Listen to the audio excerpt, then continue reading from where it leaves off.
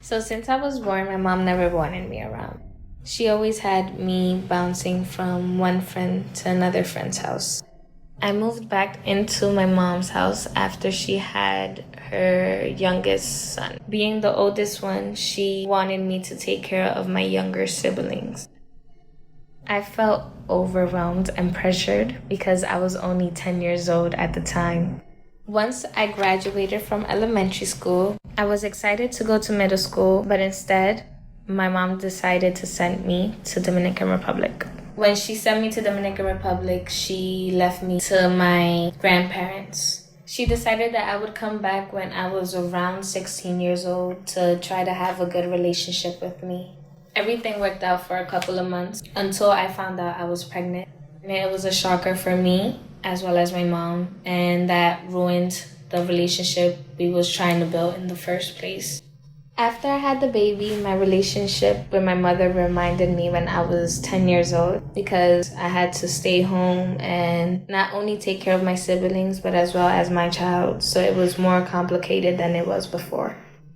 When I finally decided to go back to school, it was even worse relationship with her because she wanted me to stay home all the time and didn't actually want me to advance in my education. So after that, she decided to kick me out of the house. I started looking into shelters with my guidance counselor from school, and I finally found out one of the shelters I could go into with my son. The shelter was called Covenant House.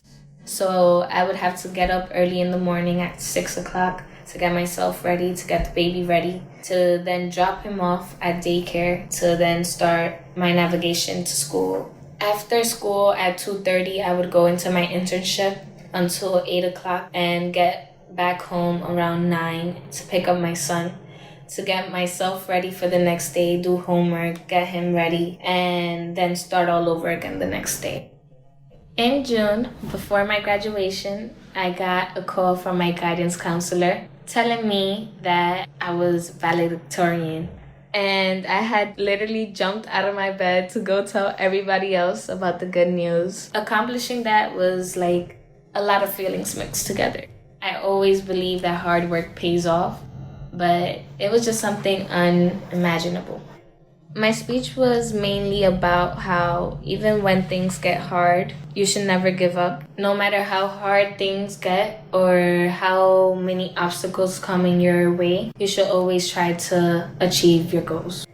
Having my son there made me feel like I had accomplished something really good for myself and for him.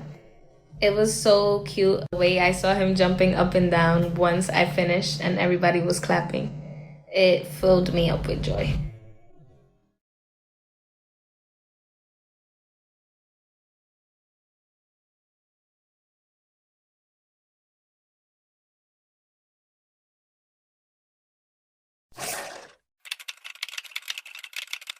Oh my god, and we totally jumped off the cliff and had to swim all the way to shore because the dog chased us all the way to the end.